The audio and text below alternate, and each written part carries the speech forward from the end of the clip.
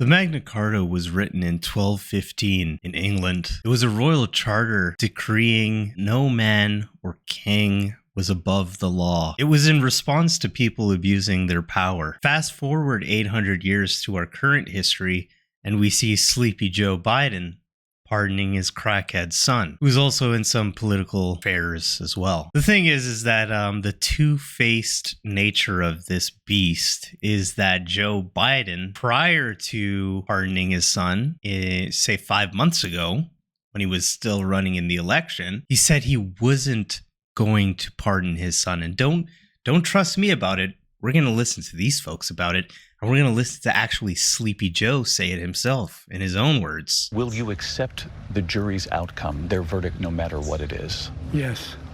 And have you ruled out a pardon for your son?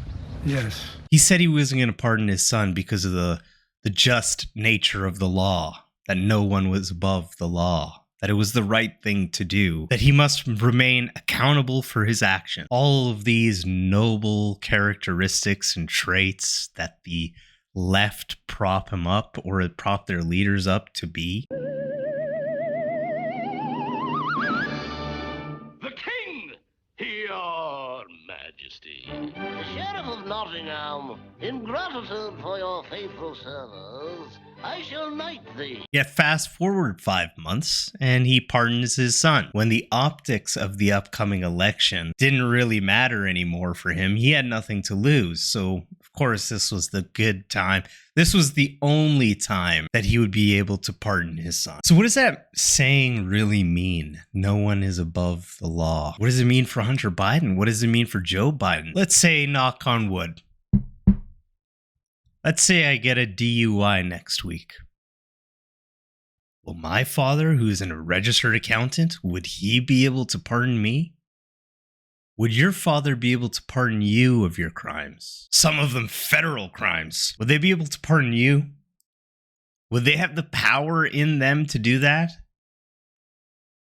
So does this statement, the statement written in 1215, the royal charter that says no one is above the law, doesn't really apply to everyone now, does it? And I guess this is just, he's not even hiding, they're not even hiding or kind of masking these types of actions anymore. They're just simply doing it. And I think the general population is kind of waking up to realizing how unfair this system really is. The average citizen doesn't have a quarter of the amount of rights as these elites. Yet these elites are in charge of spending your tax-paying dollars, and usually not to your benefit. Yet we're all crying in our cubicles, continuing the system as it goes. So I'm wondering if there's going to be something that happens next. I'm wondering, are workers going to actually wake up to realize that, you know, you're the ones that have all the power? That it's like the metaphor of a lion hunting bison, a herd of bison. And the lion would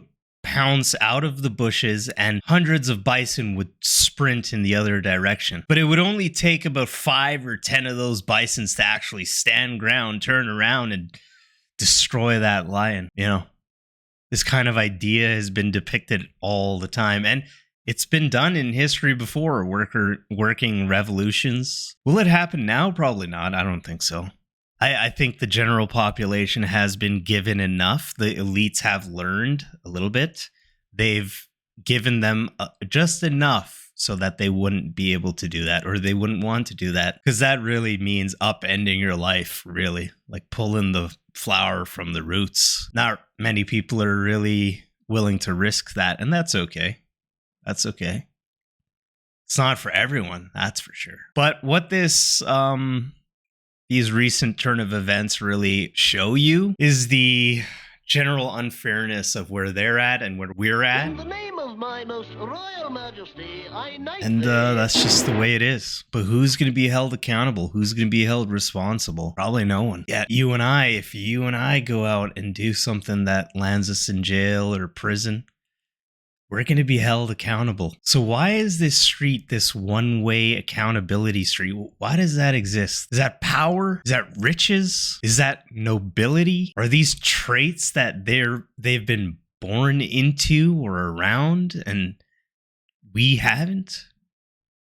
These are all interesting questions I think we should start asking ourselves and learning more about it. Anyway, I knew I wanted to make this Hunter Biden video because it was like a recent piece of modern history that shows us where we're at as humans, where we're at as society, and where they were at 800 years ago in 1215 in the tyrannical kingdom of England. And we're still doing it 800 years later. It really goes to show how much different are we really than we were 800 years ago. How much have we really evolved since the times of the Romans? I guess there's no one that's going to really try to take care of you as much as you're going to try to take care of yourself and your immediate family. And if you're going to take away anything from this video, it's not to be mad or upset that the elites are ruling over us, but instead to try to build a strong community. Build that little village for yourself. Go off grid, you know? Don't take random checks from the government. Don't let them boss you around. Don't expect anything from them, but try to build something for yourself and for your immediate family and for building that community, and be that leader that you wish they were, because they're not here for us, man. So with that, take it easy, gentlemen.